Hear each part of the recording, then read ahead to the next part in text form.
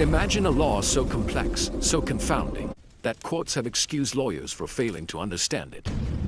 A legal doctrine that can vaporize a multi-million-dollar inheritance with a single, invisible misstep in a will or trust.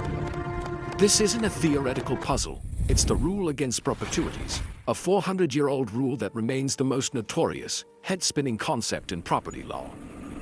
At its heart, the rule tries to answer a profound, almost philosophical question.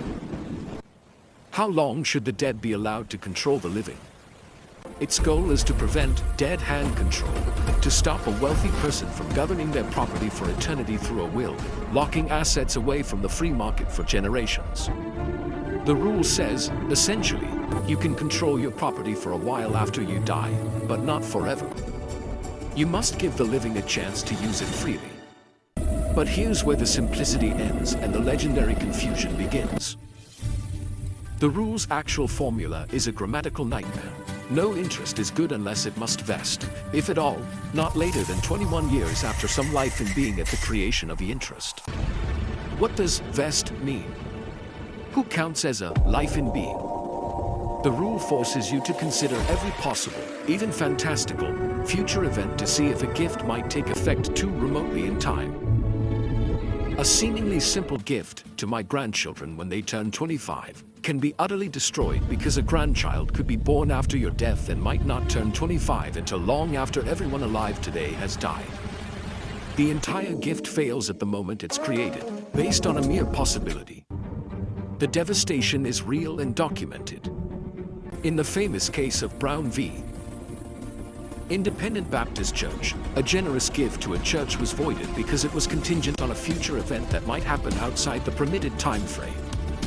In 1998, New York's beloved Symphony Space Performing Arts Center nearly lost its building due to a reversion clause in its deed that violated this ancient. Fortunes have been lost, families upended, and charitable gifts nullified, all by this technical, unforgiving doctrine. For centuries, it was the bane of law students and the trap for practicing attorneys. But then, a revolution began. Wealthy families wanting to create dynastic trusts to preserve wealth for generations bumped against this rule. States like Delaware and South Dakota saw an opportunity. They began to abolish or drastically modify the rule against perpetuities. South Dakota now allows perpetual trusts that can last forever, attracting billions in wealth management from families seeking eternal control. Over 30 states have followed suit in some way, creating a patchwork where the rule's power depends entirely on your zip code. The very dead hand control the rule was meant to prevent is now a booming industry in several states. So, we're left with a deep irony. The rule against perpetuities, born in 1682 to break up aristocratic control of land, is now withering away in a digital age of global finance, preserved only where it serves as a tool for lawyers for a political choice. It stands as a monument to legal complexity, a reminder of the tension between individual freedom and societal policy, and proof that some problems are so enduring, we'd rather move our money than solve them.